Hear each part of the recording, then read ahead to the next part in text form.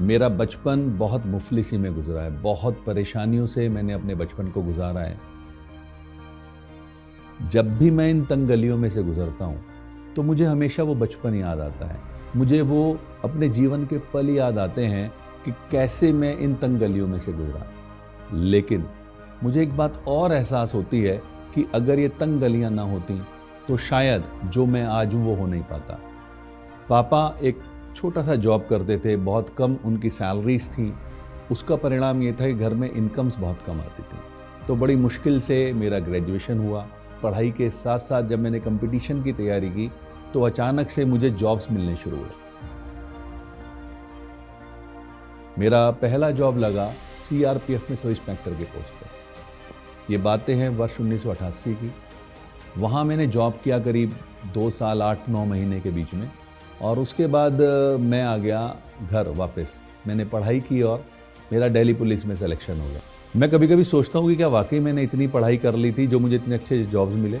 लेकिन मज़ेदार बात दूसरी भी है कि मैंने उस जॉब को भी नहीं किया, और 93 में मेरा सिलेक्शन हुआ कस्टम्स डिपार्टमेंट में। कस्टम वाला जॉब मुझे इसलिए ज़्यादा अच्छा लगा क्योंकि वो मेरे घर में ही था, मेरठ में ही था, तो मैंने उसको कंटिन्यू किया।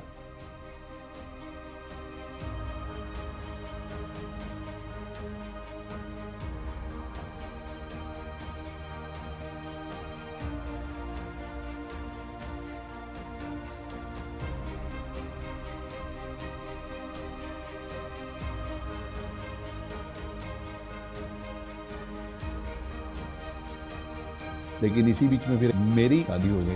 अब शादी के बाद बच्चे, तो जिम्मेदारियां बढ़ी, और अल्टीमेटली एक बात समझ में आ गई मुझे फिर कि जॉब एक ऐसी व्यवस्था है जिसमें आप भूखे रह नहीं सकते पर कभी तरक्की कर नहीं सकते।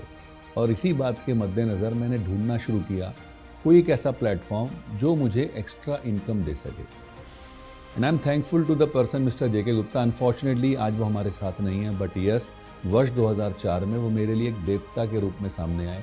उन्होंने मुझे फॉरएवर के मार्केटिंग प्लान के बारे में बताया, तो देखा, मुझे समझ में आ गया कि ये वो प्लेटफॉर्म है जिसकी मुझे तलाश थी। यहाँ मैंने धीरे धीरे धीरे अपने रास्तों पे चलना शुरू किया, धीरे धीरे सक्सेस की तरफ बढ़ना शुरू किया।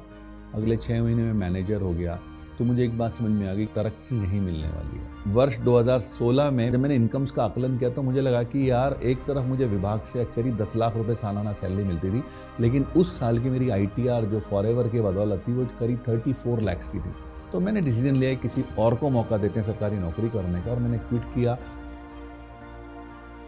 और मैं वर्ष 2017 जनवरी से फुल टाइम आज इस बिजनेस को बिल्ड कर रहा हूँ। इस व्यापार में मुझे वो सब चीज़ें मिली, चाहे मैं इंटरनेशनल ट्रेवल की बात करूँ, चाहे मैं एक अच्छी हेल्थ की बात करूँ, चाहे मैं एक अच्छी फैमिली लाइफ की बात करूँ, चाहे अच्छे मकान की बात करूँ।